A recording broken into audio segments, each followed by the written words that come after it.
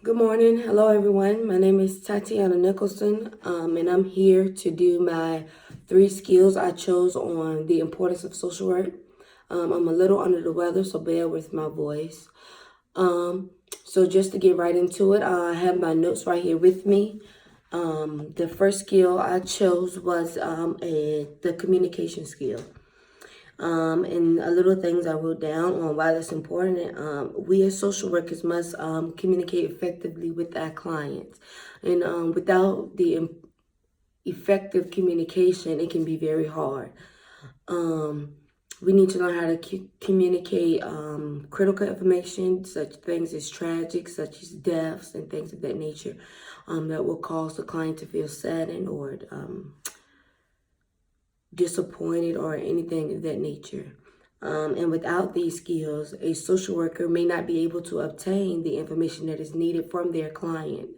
Therefore, it can be causing detrimental effects on the client, depression, stress, or trauma, whichever, depending on the situation. Also, social workers, employ strong communication skills to help people feel comfortable. They may alter their communication style to suit the group they are talking to. Social workers operate in diverse settings. They may need to communicate in a more bureaucratic setting. And those settings can be offices, meetings, schools, churches, or face to face. Also, with communication skills, you have to know who you're talking to and what population, because the way you talk to a 35 to 50-year-old woman might not be the same way to talk to a 10-year-old child or a 3-year-old child. The ways that you communicate can be very different, or it has to be very different. So you have to break whatever you say down into the simplest words so that every population of clients you're going to be working with can understand what you're saying. The second skill I chose that was important for us social workers would be empathy.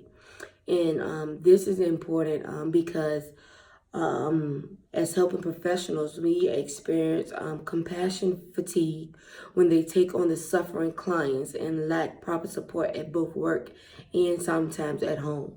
The same empathy that drives social workers to alleviate the suffering of others can lead them to a more helping behavior. Also, it can lead us to disengage from our work. So we have to show empathy at all times. Also, empathy is important because it helps us understand how others are feeling so that we can respond appropriately to the situation. It is typically associated with social behavior, and there are lots of research showing that greater empathy leads to more helping behavior. Empathy is a very important skill because you need to know how to provide those clients with the proper support. I know sometimes clients be really going through, life or death situations, and we can't just put ourselves in their shoes. We can only provide them empathy and support to let them know that we're still going to be here throughout their journey or whatever they're experiencing.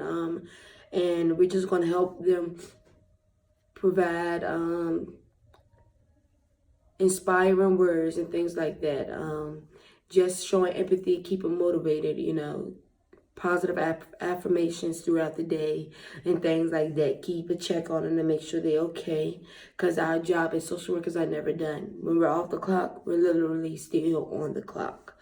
And the last skill I chose for today is critical thinking. And I wrote that the National Council for Excellence in Critical Thinking defines critical thinking as the ability to conceptualize, apply, analyze, synthesize, and or evaluate information gathered from or generated by observation, experience, reflection, reasoning, or communication as a guide to belief in action. Critical thinking in social work means that you are able to look at a person or situation from an objective and neutral standpoint without jumping to conclusions or making assumptions. You obtain as much data as possible from interviews, from your progress notes, your case notes, research, to assemble a plan of action to help those clients in need.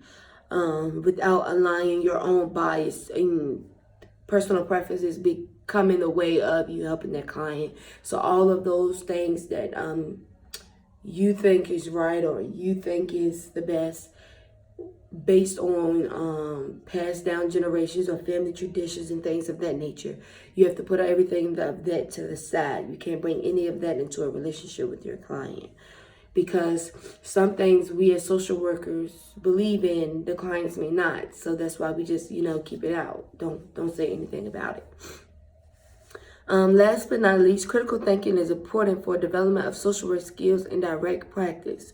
We as social workers help people from all walks of life come across people and populations with experiences, ideas, opinions that often vary their own.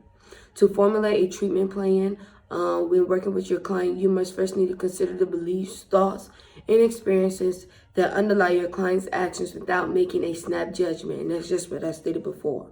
You can't judge your client. What seems crazy and irrational to you at first may be, in fact, be better understood in the context as factors that play a role of the client's life.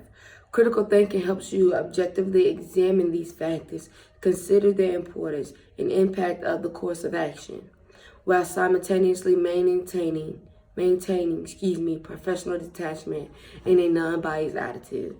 And as I stated before, just thinking about what you're going to say before you say it can actually help as well.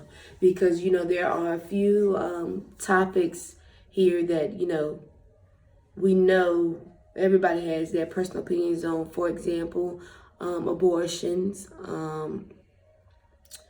pregnancy before a certain age, the LGBT community. Everyone has different preferences. So it's better to leave your personal preference aside, and just at least try to get yourself out of that situation so you won't have to, speak on it or be biased about the situation, because it can hurt another person's feelings, and we don't want to do that as social workers. So thank you for listening. Have a good day.